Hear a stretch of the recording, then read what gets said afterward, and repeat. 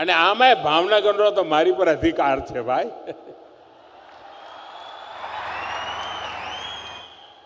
તમે ભાવનગર આવો અને નરસિંહ બાબાના ગાંઠિયા, દાસના પેડા, અને જ્યારે ગાંઠિયા યાદ કરું એટલે મને મારા હરિસિંહ દાદા યાદ આવે. બહુ વર્ષો પહેલા હું નાનો કાર્યકર્તા તરીકે, ત્યારે તો હું રાજકારણમાં નહોતો, મને ગાંઠિયા ખાવાનું કોઈએ શીખવાડ્યું હોય તો હરિસિંહ દાદાએ શીખવાડ્યું કે જ્યારે આવે અમદાવાદ